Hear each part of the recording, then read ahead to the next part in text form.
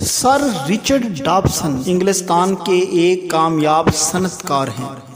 وہ 31 سال تک برٹش امریکن ٹبیکو کے اعلیٰ ذمہ دار رہے۔ وہ 1 سال تک برٹش لیلینڈ کے چیئرمین بھی رہے۔ یہ فرم 2 منزلہ بس بنانے کے لیے مشہور ہے۔ سر رچرڈ ڈابسن آج کل لندن کے ایک خاص علاقہ رچمنڈ میں مارچ منٹ روڈ پر رہتے ہیں۔ یہ لندن کی ایک نہایت پرسکون سڑک ہے اور صرف کروڑ پتی قسم کے لوگ ہی یہاں رہتے ہیں۔ حال میں ایسا ہوا کہ رچمنڈ علاقے کی ایک سڑک خراب ہو گئی اور اس پر از سر نو تعمیر کا کام چھیڑنا پڑا۔ اس سڑک پر لندن کی بس نمبر 65 چلتی تھی۔ چونکہ یہ سڑک تعمیری کام کی وجہ سے ناقابل استعمال ہو رہی تھی، اس لیے عارضی طور پر اس کا روٹ تبدیل کر دیا گیا اور کچھ دنوں کے لیے اس کو مارچمنٹ روڈ سے لے جایا جانے لگا۔ سر رچرڈ ڈابسن اگرچہ ایک بڑے مکان میں رہتے تھے،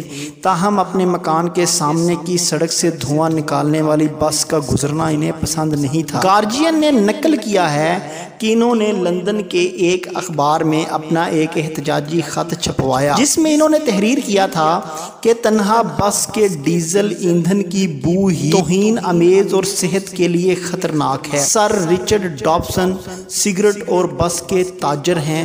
یہ دونوں چیزیں وہ ہیں جو دھواں نکال کر فضا خراب کرتی ہیں۔ وہ ساری زندگی دھوئیں کا کاروبار کرتے رہے۔ یہ دھواں جب تک دوسروں کے گھروں میں پہنچ رہا تھا، انہیں اس کی خرابی کا احساس تک نہیں ہوا، مگر ایک بار جب اتفاق سے وہ ان کے اپنے گھر کے اندر پہنچ گیا تو وہ چیخ اٹھے۔ ہر آدمی اپنے لیے کچھ چاہتا ہے اور دوسروں کے لیے کچھ، اور بلا شبہ یہ انسان کی سب سے بڑی کمزوری ہے۔